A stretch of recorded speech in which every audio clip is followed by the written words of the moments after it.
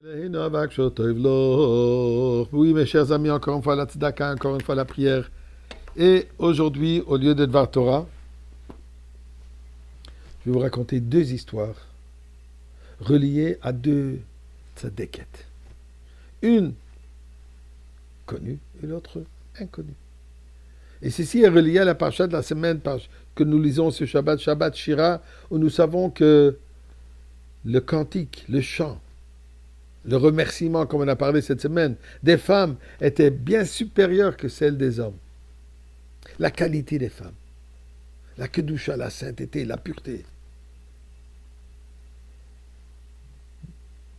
avec lesquelles nous avons eu le mérite d'être libérés d'Égypte et que nous recevons maintenant la délivrance Bisrut Nashim Tzit Kaniot. Eh bien, écoutez, cette semaine d'ailleurs était la Ilula, la Nachala, Yortzeit de la rabbinite Stern Sarah, qui était la mère du rabbi précédent, donc du rabbi Yosef Yitzhak. Le 13e jour du mois de Shevat, son Yortzeit.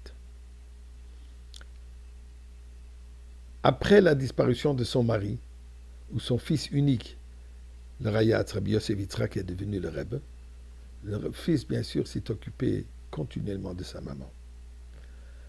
Un voyage qu'il a dû faire pour la santé, de se reposer dans un endroit, un sort de sanatorium, en Europe de l'Est, je ne me souviens pas exactement où.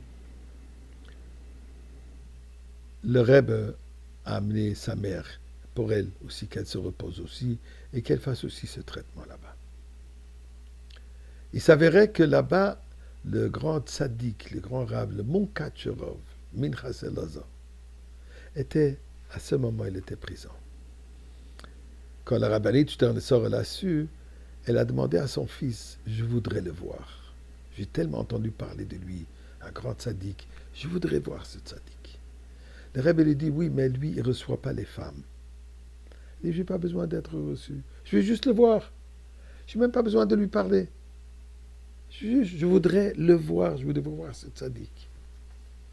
Alors le Rebbe lui dit, oui, il n'y a pas de problème. D'ailleurs, je suis censé de le rencontrer ces jours-ci, et on va se promener dans un parc. Je vais l'accompagner, et d'ailleurs, il est déjà âgé, je vais le soutenir. Il ne voit pas bien non plus, donc je vais le guider. Alors j'ai une idée. Tu vas te mettre derrière un arbre, et quand on va arriver près de cet arbre, je vais ralentir un peu, on va peut-être s'arrêter en discutant. Là, tu auras l'occasion de le voir. C'est parfait, c'est tout ce que je veux. Et effectivement, c'est ce qu'ils ont fait. Le rabbinite caché derrière l'arbre, le rabbi précédent qui accompagne le Minchas Elazar, le Munkatcherov, et quand ils arrivent près de cet arbre, il ralentit et il s'arrête un peu. À ce moment, le Munkatcherov demande au rabbi précédent, qu'est-ce que c'est comme arbre ici? Quels sont les fruits que cet arbre donne? Il ne voyait pas plus, il voyait plus bien. Alors le Rebbe de lui répondre, d'ailleurs, ce n'est pas un arbre, ce n'est pas un fruitier, c'est un arbre jusqu'à des feuilles. Et le Munkatcherov lui dit, je sens ici le réach de Gan Eden, je sens ici l'odeur du paradis. Et pour ça, j'ai demandé quelle sorte de fruit c'est. Le Rebbe ne lui a pas dit que c'est le réach du Gan Eden de la rabbinite, mais lui, il a ressenti la kedusha. Les tzadikim, les tzidkaniot, ils ont cette odeur de Gan Eden près d'eux. J'ai entendu une histoire aujourd'hui. Une femme de la ville d'Ofakim. Ofakim était un des villages près de la frontière de Gaza, où malheureusement a subi plusieurs tragédies le jour de 7 octobre. Cette femme, je ignore son nom, une femme simple, mais qui, à cette journée, elle a réussi à sauver plein de gens. Elle les accompagnait aller-retour, prenait dans la voiture, faisait aller-retour et a sauvé plusieurs personnes.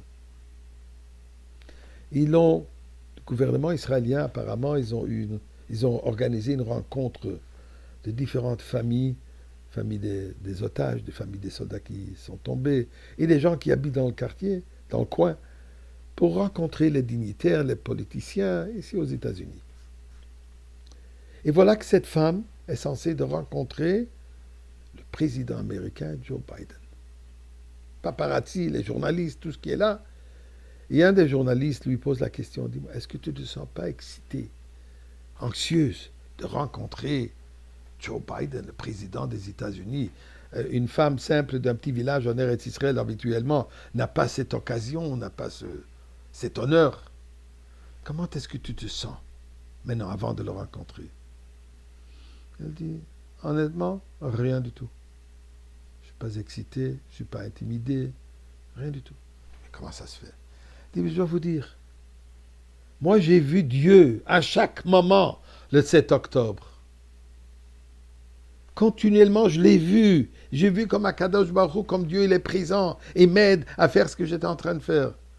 Si tu vois Dieu, tu n'es plus impressionné de qui que ce soit. Ça t'inquiète. Et bonne Shalom, juste pour ces femmes, on mérite déjà d'avoir la Géoula encore avant Shabbat.